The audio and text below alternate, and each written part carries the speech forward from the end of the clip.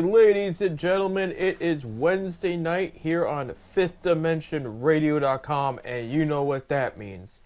10-cent beer night, the official sports show of FifthDimensionRadio.com, every Wednesday, 7:30 to 8:30 p.m. Eastern Time.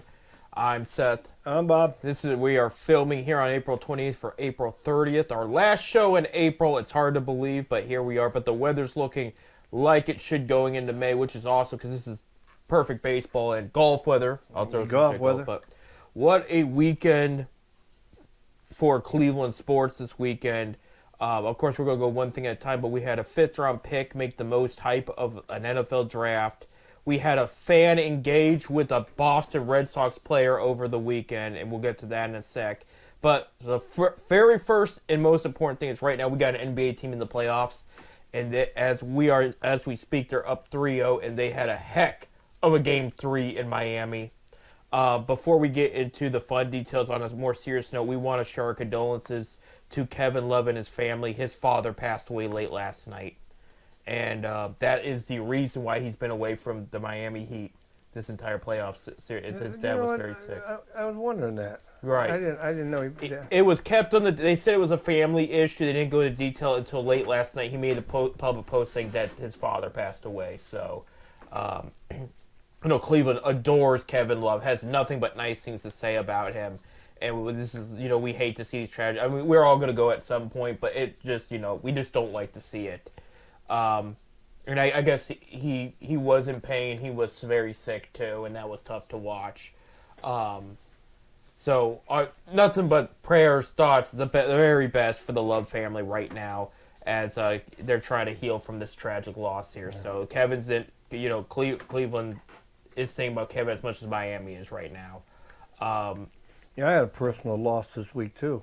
You did. And one of my associates with the scouting department at Cincinnati Reds. I forgot that. Passed away, Nick DeVita, and he passed away down in Tennessee. He's been sick for a while. I talked to his wife the other day on the phone, and send my condolences. But Nick was one of my first guy I ever met when I started with the Reds in 1994. He was a mentor to me. He taught me a lot, and I'm sure going to miss him. Missed the good times we had at the tryout camps and the dinners afterwards and stuff like that. So, also, condolences here too. Condolences to the DeVita family. Yeah, to them, and no, that's awesome. And I mean, because Bob, well when it comes to sports, especially I'm going to be more biased and say baseball more than the others. Some of your best memories are out there in the field with the people that were good to you. Baseball, we're brotherhood. Right. I mean, we became close. It ain't like the other sports. I mean, yeah, you got friends and stuff in the other sports. But once you get out of the game of baseball, you pretty much stay with everybody. I mean, you keep friends. You just, and we all did. And like I said, I plan on driving down to Kentucky, where he originally was from. And they're going to have a service down there on May the 30th, so I plan on driving down there to go to the service and stuff. So. Oh.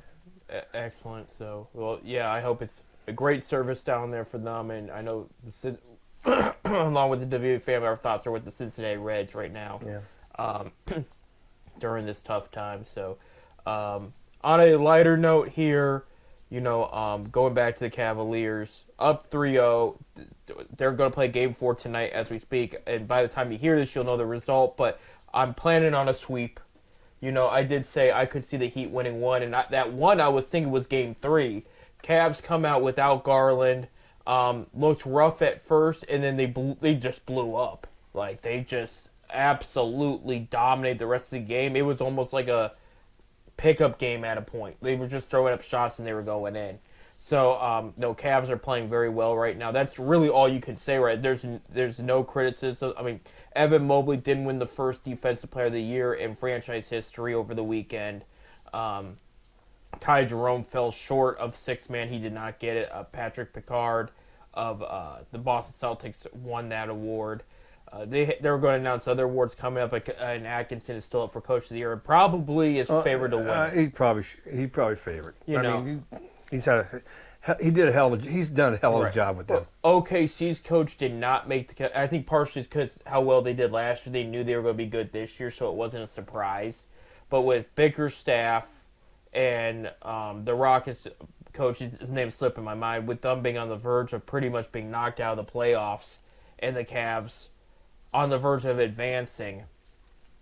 I think Atkinson's got the edge here, especially how well they played and how good they looked all year round. Go an update on the NBA playoffs there. So we're going to start with the Eastern Conference. Cavs are up 3-0. They're favored by 8.5 points tonight. They're going to be on TNT and True TV. Again, by the time you hear this, it's already over. But Game 5 between the Pacers and the Bucks is on Tuesday. If Pacers win, they advance, and they would play, assuming the Cavs, if the Cavs can win tonight. And like I said, the Pacers I take very seriously. Bucks, they are afraid that their starting point guard Damian Lillard, I almost said another completely other player, completely other team. They are afraid that he tore his Achilles last night. And so I did hear something about that. I think what's going to end up happening here is Bucks are going to get eliminated. They just did not have enough this year. They did extend their GM so that they're trusting their front office going forward, but just Doc Rivers is just not doing it with this team. And I wouldn't be surprised. Call me crazy. I could see a scenario where Doc gets fired, or they might retain him for one more year, and then they bring back Mike Budenholzer, who they should never have fired in the first place. Now that he's a free agent, and the Suns have fired their coaches for 3 straight years now. Tomorrow night, Tuesday, again, you'll know the result by the time you hear this, but the Knicks will play the Pistons, and the Knicks are up 3-1 against the Pistons. Is J.B. Bickerstaff going to lose in 5 games to the Knicks in the first round for the second time in 3 years? That's different team, same scenario. We'll see about that. And then Game 5 between Boston and Magic is also on April 29th. If Boston wins, they advance because they're up 3-1 right now. So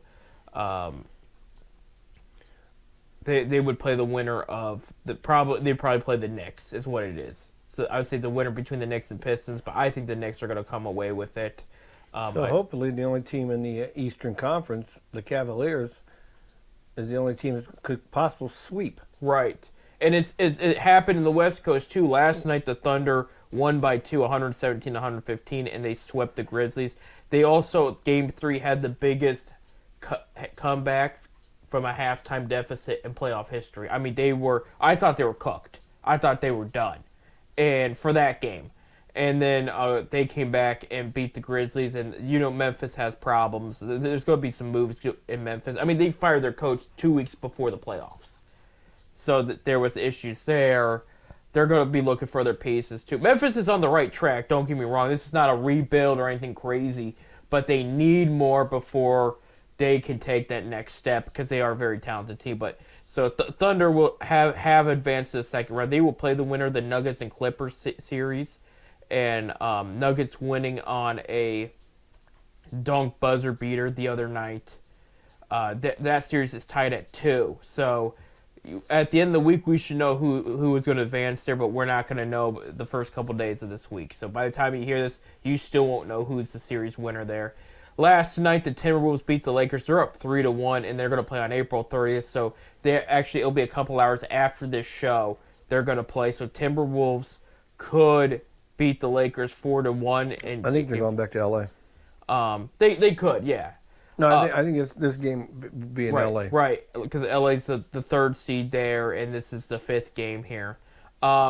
I told people I had the Lakers win that series, but I said that the Wolves were going to make it tough. It could go to Game 7. And now we're looking at it again. Like, this is a reality.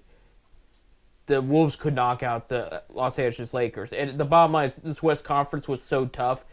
Other than OKC, you didn't really know who was better than the other team. That's why you're having the Nuggets and Clippers tied at 2. That's why you're having the number 3 seed Lakers down 3-1. Because that bottom half of the West was still very good too. And Timberwolves made the Western Conference Finals last year. A lot of people think this Timberwolves team is better this year than it was last year. So there's a lot to be said about this Wolves team. So if they were to eliminate the Lakers, it would be a technical upset, but it's not going to be the biggest upset, It is what it is there. tonight will be Game 4 between the Rockets and the Warriors. And that's Monday night. Yeah, that's what I mean by tonight. Yeah, Monday night. Tonight, yeah, while we're recording this. Golden State is up 2-1. This is still anybody series. Warriors won Game 1. Rockets dominated won Game 2, and Warriors came back and won Game 3. So this is going to go back. This one could go to Game 7 for sure. So we will know for sure. Probably, again, end of the week, who's going to win that one. And the winner of that would play the Lakers in the Timberwolves series there. But so far, round 1 has not been a disappointment. I mean, the only beatdowns you're seeing, I would say the whole Eastern Conference here with Cleveland up 3-1, the rest leading up 3-1. And then in the Western Conference, it's 4-0. The rest are kind of tight. I mean, okay, yeah, you got Lakers, Timberwolves 3-1, but I think Lakers can win one more before they lose. But I can see the Wolves advancing in that series there. Which would call me wrong for picking the Lakers, but there you have it. So there you go. But Cavaliers, They're playing good ball, man. They're playing good ball. They're playing excellent. You know, again, they were without Darius Garland in Game 3. I don't know if he's playing tonight as we're filming the show, but I kind of hope he does. Because, look, it's the playoffs. You got to fight through injuries anyway. But if Atkinson says, look, we clobbered him by 37 points without him, let's just go with what we have and give him another night off to heal. And that way he's as 100%. I think if Garland is ready or could play, I think he'd want in. Yeah, exactly. You know. And you want him as fresh as possible, especially against somebody like the Indiana Pacers who has a Tyrese Halliburton, because that's going to be a critical matchup there for Garland in that series. I'm just looking ahead because most likely, and I had the Pacers winning that series, so I'm kind of beating my chest a bit because I've been right about everything so far except for the Wolves taking that lead there. And again, that could still go to Game 7 for all we know. So there is that. We got only a couple minutes left. Sticking with the topic of basketball, Bob, and I know I'm going to get you a little fired up here. You were here last week because we had more NFL draft talk, so this didn't get brought up, but I feel a little bit betrayed and lied to concerning our Akron Zips and that transfer portal there. Well, I blame the NCAA. Period. They let this bullshit. I'm sorry. This thing happen. You know, years ago, if you wanted to transfer to another school, you could have, but you had to sit out a year. Now, because this LIT, whatever this is, they can make money. Yeah. You know, these kids are transferring to school to school to school. You don't got no 4-year players anymore at one school. They're at different schools. I think you just had an NFL draft. Wasn't the quarterback for Oregon? Wasn't he at four different schools? 3, yeah. Yeah, but most of them were 3 transfers, three different school transfers in that whole class. Oh, that's it. Yeah, I don't know how I want to say it. Yeah, well, I know how I want to say it, but it's not. Young kids are watching. Right. It's not the portal. To me, sucks. Period. I mean, That's a fair way to say it. We lost. I guess Johnson's coming back. No. Was it Johnson? I guess he decided to pull. Tavares. Yeah, not Johnson. Tavares. It may be Jackson, I think it's. No, I think it's Johnson. It's not Nate Johnson. No, we had 2 Johnsons. Oh, on the okay. team. What are the Tavares Johnson? And he decided to pull himself out. But does that mean he's pulled himself out because he wants to stay at Akron? He pulled himself out until he gets a better offer somewhere. I mean, he can't get any offers if he pulled himself out, so he's going to be. Well, I hope you're right, man. But I just don't. Yeah, to elaborate a little bit for anybody who... Only thing I can say is Ricky Freeman, 4 years. He was there for 4 years, and now he's in the NBA playoffs. So, Absolutely. I don't know if he's playing, but... I don't... Two-way players are not allowed to play, so I'm not sure... Oh, he's not allowed to play in the playoffs? No, two-way players are not allowed to be in the playoff roster. I'll have to check that out. So he's probably on the bench dressed, and he's with the team. But because he is a two-way player, he's not allowed to. But anyway, what we're talking about is when the Akron Zips got eliminated by Arizona in the tournament, the first thing that happened was all the players went to social media and said, "We're coming back. We have unfinished business, and we're going to dominate next year." Well, then James Okinawa or something. Yeah. Him, who we got from North Carolina last year, all of a sudden he transfers to Utah State. And then our MAC Player of the Year, Defensive Player of the Year, Nate Johnson, who, mind you, was homegrown. He was never a transfer originally. He was homegrown from the Zips. Transfers to Kansas State. Yeah. And then we started losing guys that way. We did gain a couple. I had mentioned weeks ago Evan Mahaffey from Cincinnati. He came from Ohio State to the Zips now. That was an addition. He's probably going to be the guy that replaces Nate Johnson there. They did. I just hope some of these guys got some height. They did over the weekend add Chobby Bear and that's his name. Chobby Bear from Duquesne, power forward, 6'9", great dunker. He's going to come on board. And they did add Cody Head from Arkansas State. He's a shooting guard. So those were a couple transfers that are coming to Akron. Yeah, but this ain't just going on at Akron. I know. All over the country. The NCAA let this bullshit happen.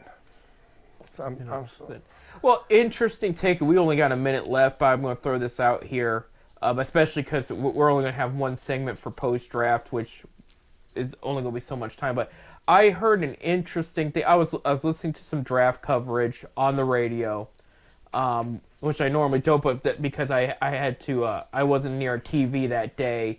I couldn't watch the draft, so I had to listen to the coverage. And they brought up an interesting point, the NILs and everything. One of the questions NFL teams, and all the teams pretty much asked, because they're talking about the NFL, they specifically were getting on NFL teams, is we're going to give you a little bit of money. How are you going to react?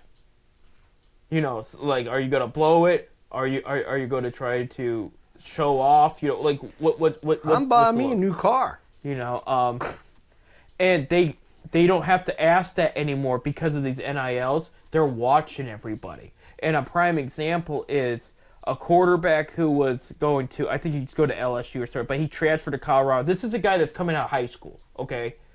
He's already a millionaire. He's already got the car. He already bought the watch. He's bragging on social media, and they're already watching him going, okay, this guy's a loose cannon already. And he hasn't even played a snap. Yeah, that's why I blame the NCAA. They should never let this happen. But I bring it up because these NFL teams are watching these kids that early and watching, okay, we've seen you with money. Now we're a little on the fence where your head's at. Is this about the money or is this about winning football And this is games? a high school kid. He's graduating this coming month. He hasn't even started college yet. Correct. He signed on and then he transferred. He may have been a redshirt freshman. I might take that because he did transfer and you wouldn't. Or no, he may have decommitted. That's what it was. Not transfer. He decommitted. He was going to go to LSU and one of those, and he decommitted and went to Colorado instead. Colorado gave him more money. Yeah, I'm pretty sure. And the opportunities there because they had a quarterback vacancy. I'll blame the NCAA on this one. We'll return with this subject later. When we come back, we're talking baseball. Guardians with a weird week last week, but we'll talk about that and more. Stay tuned.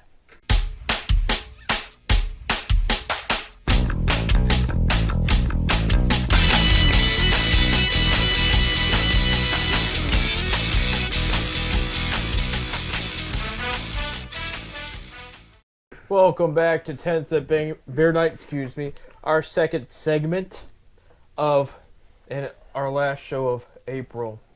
It's like a funeral. This year's going by fast. We're going into the 5th month now.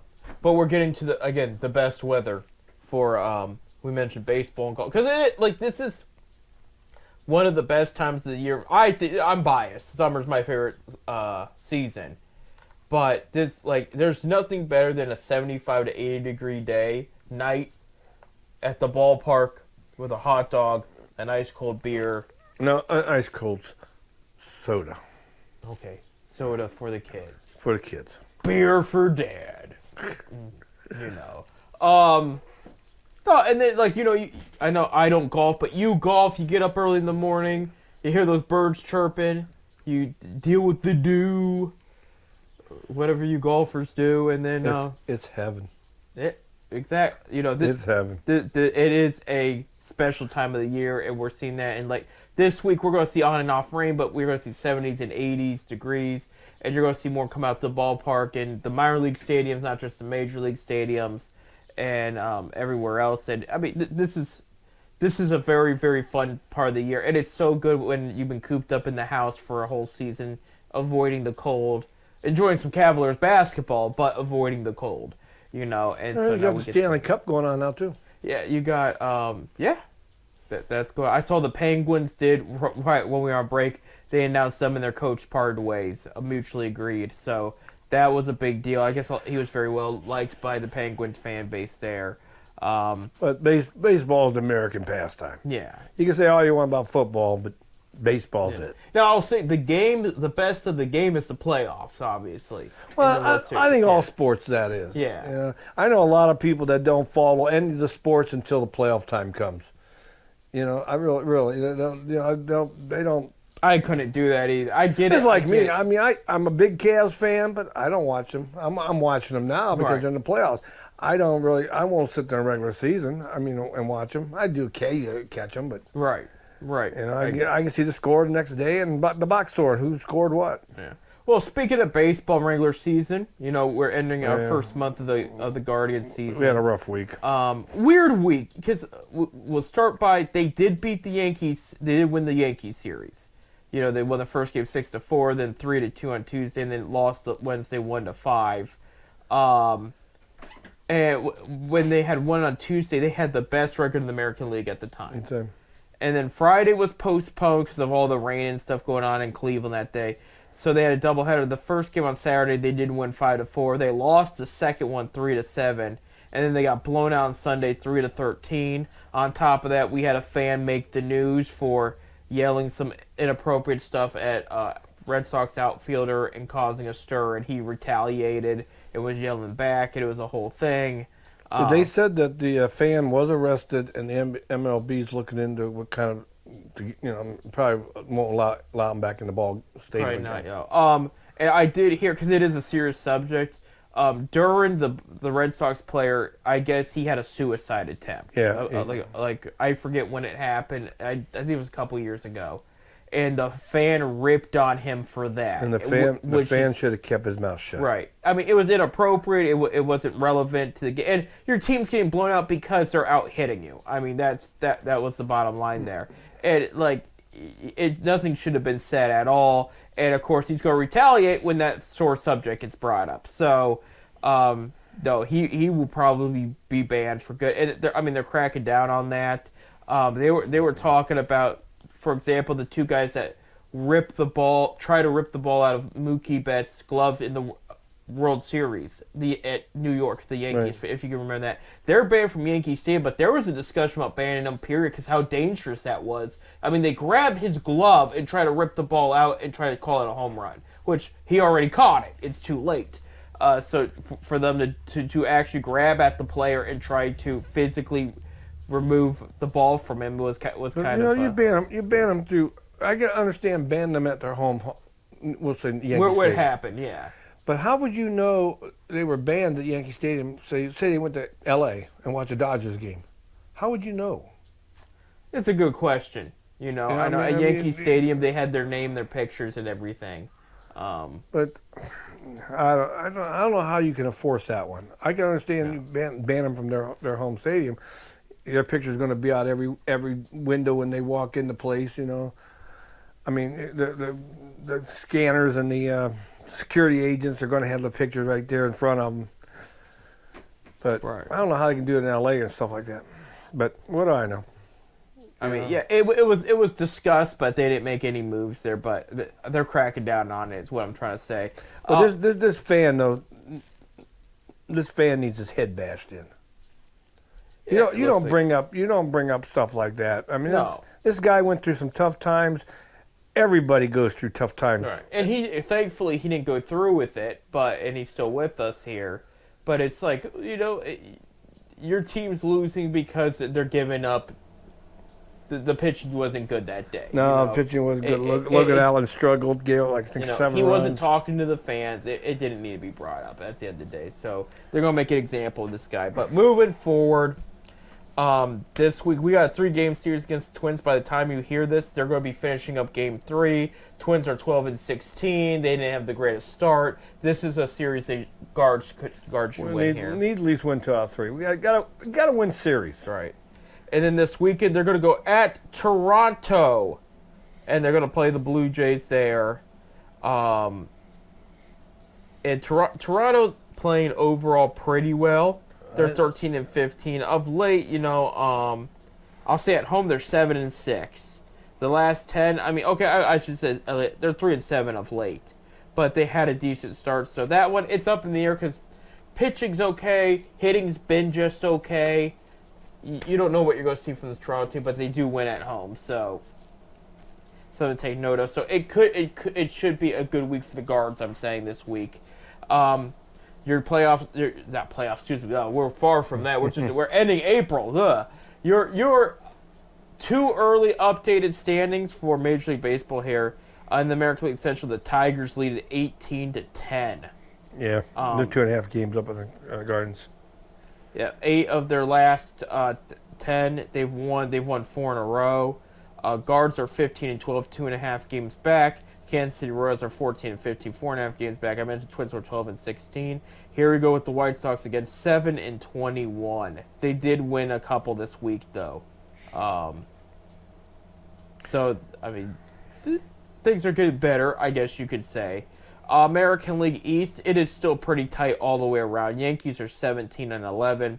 Red Sox are 16-14. Rays are 14-14. And let me tell you, it was very awkward and weird watching the Rays play the Yankees at Yankees spring training ballpark facility, which, by the way, is a massive facility for a spring training ballpark. Just throwing that out there. But that's where the Rays play right now, as Tropicana Field is getting some reconstruction done after the hurricane last fall tore the roof off and brought a bunch of rain into the stadium and kind of ruined the stadium a bit. They did scrap their original plans for the stadium in St. Petersburg. So right now they're playing at Yankees spring training facility, and to see them go up against the Yankees there, you couldn't tell who was the home team, but that's the point. Blue Jays 13-15 in fourth place. The Baltimore Orioles are 10-17. They've lost 3 in a row. They just have not played up to par to what people thought. But again, they're only 6.5 games back this early, so that's not bad. In the American League West, things are a little tighter there. The Seattle Mariners are in first place at 16-12. Rangers are a game behind them at 15-13. Astros are 14-13. A's are 14-14. Not bad right now for the A's. They got to have a decent year because they got to sell tickets in Vegas. Right. Yeah. And then you have the Angels at 12-15. They've fallen off a little bit. They've lost 3 in a row as of now, and they've only won 3 of their past 10. But they're only 3.5 games back from first place still. So that's not bad right now, considering where we thought they would, both the A's and the Angels would be at this point in time.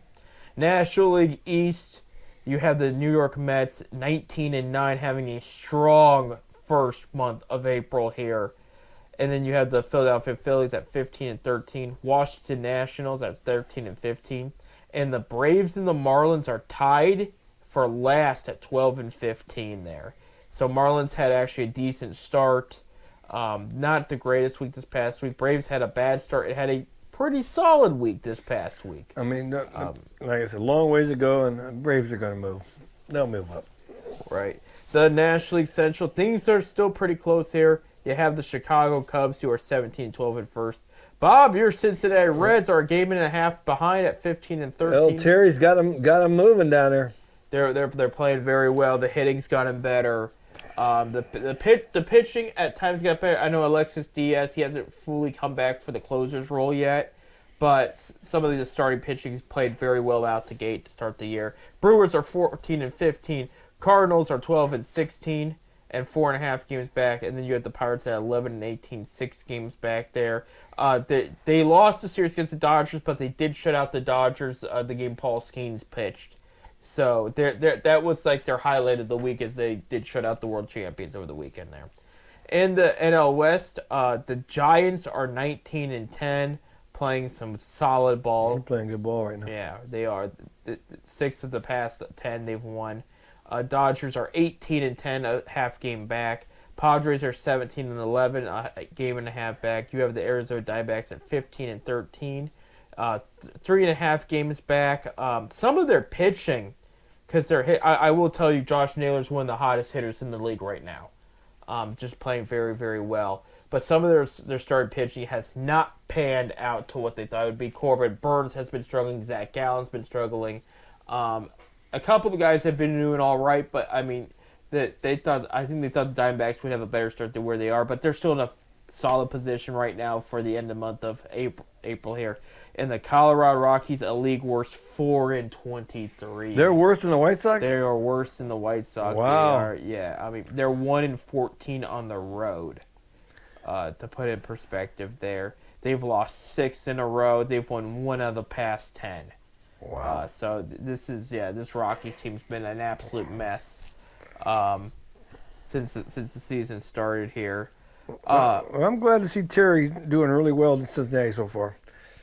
You know, they got some good young players, but we didn't do what we should have done with the Guardians this year. The Guardians should have went out and got a little bit better starting pitching than what they have. Our problem is the starting pitching. Our bullpen's been doing pretty decent. And Clase came in the other day and pitched the 8th inning and struck out 2 and a pop-up. At 100-mile-an-hour fastballs. That's crazy, yeah. I mean, he has shown he is human. He's still the top closer in the league. I heard some fans already saying we're moving from the closer role already. It's like he came in and pitched the 8th inning, and what's his name? I can't think of his name. Came in and pitched the 9th to close it. But I can't think. I think Vogt pretty much says until Clase is still our closer, but until he gets back into the form, he's probably going to be our setup man. They're leading him up to it. Then it's So I did hear that the other day on that the Tribe report after Guardian report afterwards. Tribe report. I still call them the Indians. I don't care. Right. On top, I think the one thing we were concerned with Clase, too, is he's primarily a fastball pitcher. And you look at all the great closers from Trevor Hoffman, Mariano Rivera, and a bunch of other ones we can name. They had a great fastball, but they also had great off-speed pitches that changed it up. You even look at, you want a smaller name, but within the franchise, when Cody Allen was with them in the late 2010s, he had a great fastball, but he also had that curve and that changeup that really threw hitters off and hit the spots. And there's got to be another pitch in his arsenal he's got to be using, because if they're going to expect fastball, whether it's 105 miles an hour or not, they're going to sit on top and wait for that fastball to get closer to the plate. You know, they're going to be expecting, is what I'm saying, and it's tougher for the hitter when they don't know what's coming. You know, and that's speaking the obvious, but I think you got to have different pitches, right? And I think Clase, because they're going to come out the fastball, and even 100 miles an hour is the easiest to hit. Yeah, from a curveball, breaking ball, slider. Right. The fastball is the easiest one to hit. If it's 100 miles an hour or 50 miles an hour, it's, of course, these guys ain't going to be able to get 50 miles an hour. They can wait that long. But it's the easiest ball to hit. Right. So I mean, it's just some thought. I don't, at this point of his career, I don't know what he would do, but now it's gotten to the point where they're expecting it, and where the batters are seeing results from it. I do want to mention the local minor league team, Akron Rubber Ducks, 14-7, and are in first place in the Eastern League. I went down there the other night again. Me and my brother Bill went down on Thursday, and watched the banana. This kid's tough. He's only batting like 267, but he hits the ball hard. He hits the ball really hard. Got a great bat speed. He gets down that line quick. Got a good throwing arm. But he's making he's popping. He also has 11 strikeouts. I think he led the team leading the team in strikeouts so far this season. So, but I don't see him. I see him going into mid-season. He'll be going to AAA. There you go. Columbus Clippers, 13-12 in the International West. They're the AAA of the Cleveland Guardians here, so a little closer. First place in the International East is Ken Babby's other team, the Jacksonville Jumbo Shrimp, are 21-6. Speaking of Ken Babby, me and Bill talked to him the other night down at Complex. Oh, you finally met him. Yeah, I finally got to meet him. There you go. He's a good guy. Yeah, I liked working for Ken while I was there back in 2018.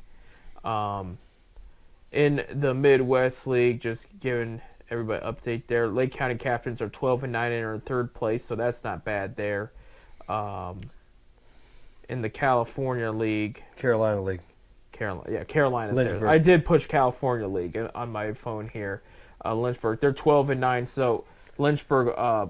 And the sad thing about it is I'll be in Myrtle Beach next week, and Lynchburg goes into Myrtle Beach the week after I'm gone. So I would love to see the Guardians A team play, but no, we're going to see. I think it's the Miami Marlins minor league team that we're going to be seeing play against the Cubs minor league team, which is Myrtle Beach Pelicans. Yeah, they're in last place. The Pelicans at 8-13. You said who you're going to see? I can't remember the name. Let me see your board here real quick. I don't know if I've seen it.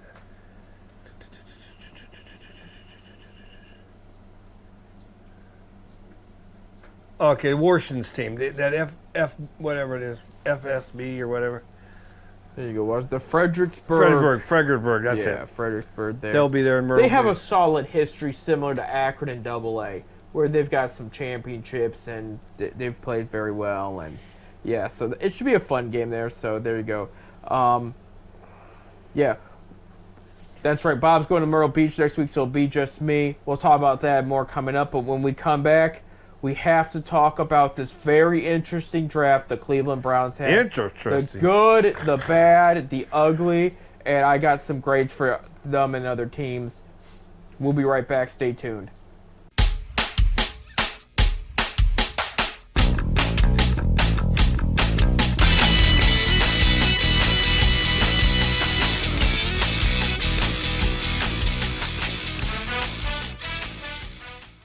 All right, ladies and gentlemen, welcome to our last segment of 10 Cent Bear Night here on FitZBestRadio.com. I'm Seth. I'm Bob. Bob will not be with us next week. He is on his annual Myrtle Beach trip. Playing some golf, hanging out with the Gators. So you're just going to have me next week talking about NBA playoffs and whatnot. We're going to get the post-draft done right now and out of the way. So overall, good news, bad news. I think Browns overall did do well. That I was blindsided by some of the picks, but I did, in my predictions and preferences page I talked about last week, I did get my way on one pick, and I did call another pick. So that was kind of cool. We'll get to that right now. Browns traded down from number 2. The first pick was Cam Ward, the Miami quarterback, which a lot of people saw coming about a month and a half ago. Like, it was pretty much a done deal then. So Tennessee walked away with the quarterback there. The rest of their draft was so-so. I thought they should have done a little bit better than where they're at. but I mean, it is what it is. Browns traded to number 5. Jacksonville Jaguars traded up, and they got Travis Hunter out of the deal. The Browns in that haul they got in the draft was they got the 5th overall pick, they got a first round next year, they got a second round this year, and they swapped 4th rounds, which was not bad for moving down 3 spots and staying in the top 10. So they got 2 first round picks next year, which they think is going to be ammunition to move up into that draft to get the quarterback they want. You know, it's the speculation. If the quarterbacks they pick this year or have on the roster at all are not the answer, that is always the option there. So, and then 3rd pick was Abdul Carter to the New York Giants there. With him being the best prospect in the board, made a lot of sense. We knew a lot of people knew Will Campbell, the tackle of LSU, was going to go to the Patriots. They were very high on him. They had been for a while. So the Browns select with the 5th overall pick Mason Graham, defensive tackle out of Michigan. And there was, I will be honest, when the trade went down live, I did yell at my TV because I asked him why do they continue to, because I had my heart set on Travis Hunter. I really like Travis Hunter. I thought he was an incredible ball player, and I thought, you know, this is the way to go here. However, Mason Graham is also a very good player, and I did mention in my predictions preferences page, I had predicted they would go with Abdul Carter for the 2nd pick, but I said, should they trade down, here are the 3 players there to look forward to, and Mason Graham was one of them, so I did predict right if they were to trade down who they get. And Mason Graham, like, for the record, this is a great pick, okay? People will, I want Travis Hunter too, but if you want to talk about the top picks in this draft, they walked away with one of the best picks in this entire draft when they drafted Mason Graham there. You want to get Miles some help on that defensive line. They got him some big help there. I mean, imagine a line with Myles Garrett, Mason Graham, Michael Hall Jr., and then whoever else will have because we have a variety of good defensive ends already on the roster. So it would be a rotation depending on what the defensive package is. But Mason Graham, I mean, if he was a junior, had he gone his senior year and not gone to the draft, we're talking a top 3 pick next year. Yeah. I mean, from the first few mock drafts, I'm talking about from the beginning of the NFL season, the beginning of the college season. So we're going way back to September here. The majority of them had Travis Hunter and Mason Graham as top 5 guaranteed picks. They were saying from the beginning, this guy's the real deal. They went out and got an absolute stud defensive lineman. I cannot be mad at the pick itself, okay? Actually, spoiler, I can't be mad at the first 4 picks. All right? So we go on to round 2 for the Browns. Pick 33, the first pick at day 2. And they pick linebacker Carson Schweisinger from UCLA. This guy led the whole NCAA in solo tackles. In tackles, yeah. Solo tackles, yeah. And what I like best about it, Bob, is I have said for the past few years they need a long-term middle linebacker. That you got JOK, who's back in the he hasn't practiced, but he made an appearance when they just had a camp, OTAs, this past week. That's a good sign, okay? Because he had that neck injury last year. I think it was the Guardians helmet helped it provoke it.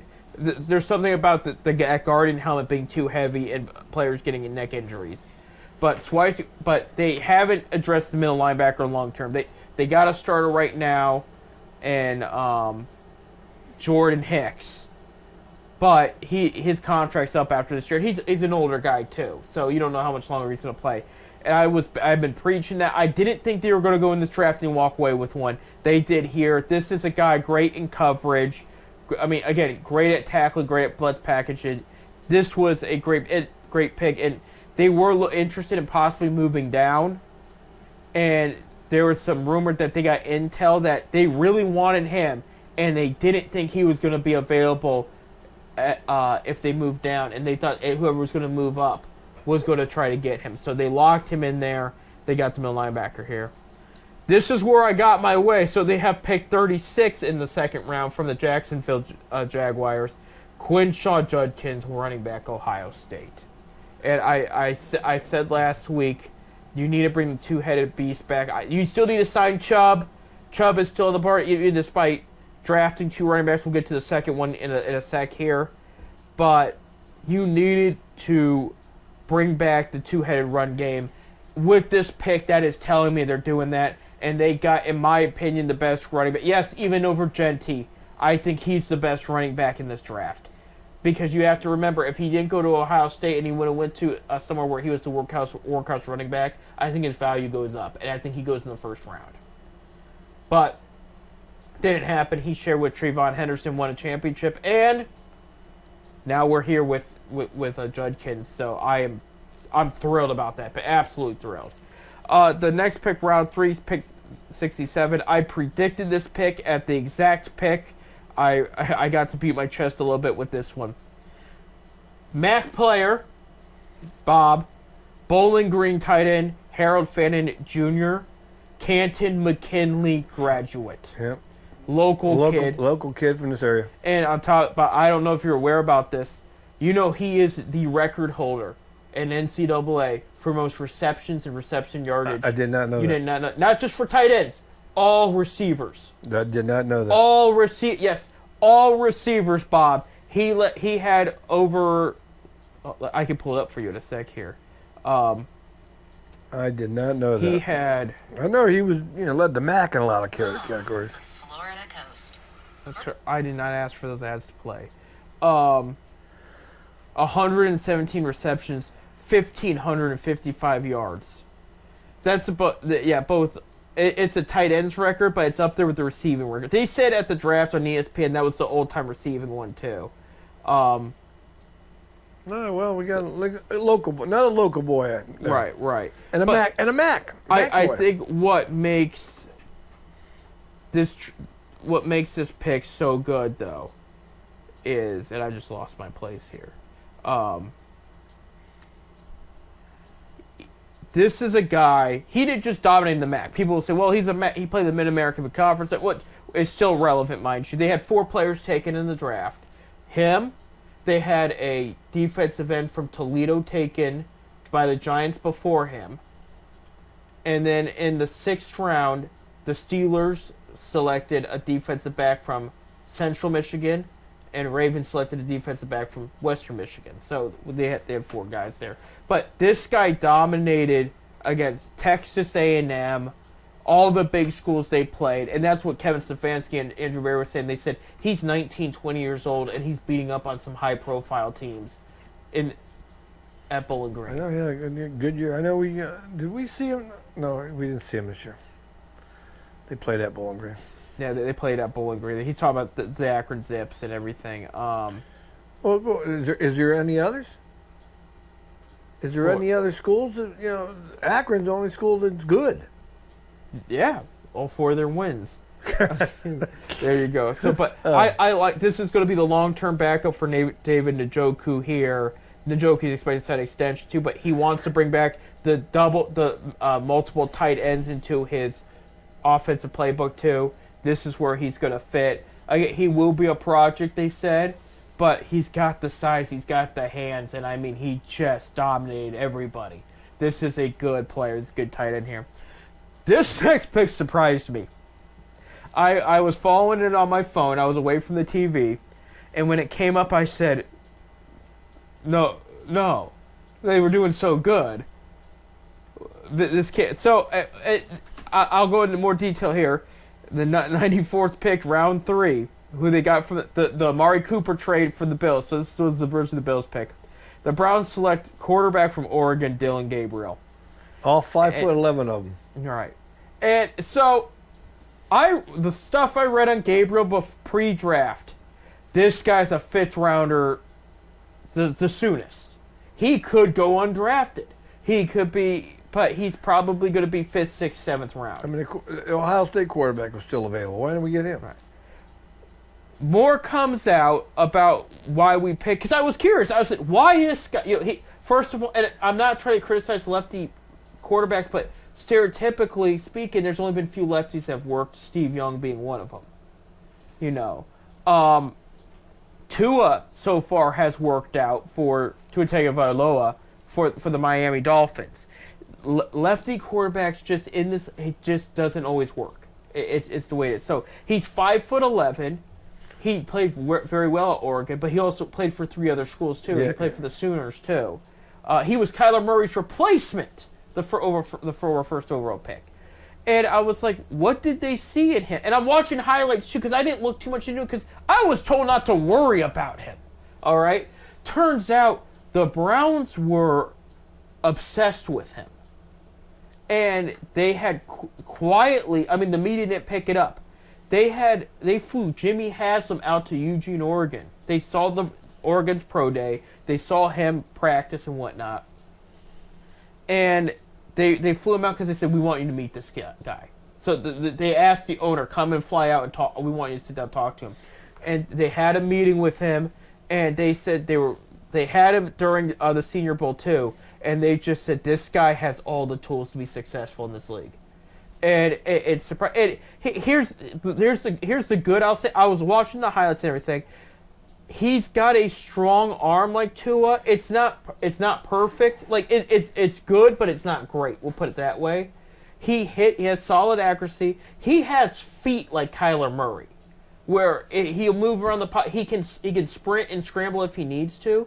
But when the pocket collapses, he's able to recognize and move around a bit to avoid the sack and keep the play going. That's the other thing. It's the Mahomes factor to just keep the play going. And what they're looking for picking him in the 3rd round is they're looking for the Russell Wilson story. And for people that don't remember, Russell Wilson just signed with the Giants this year, but when he was drafted by the Seahawks, he was drafted in the 4th round. Seahawks were going to have a multi-quarterback competition for their starting quarterback spot. Wilson was picked in the 4th round. The first thing everybody said is he's 5'11". He's got great skills, but he's 5'11". This is not going to pan out. Remind me of Baker Mayfield. No, Baker was 6'1". Yeah, no. Who's the other? Not Baker.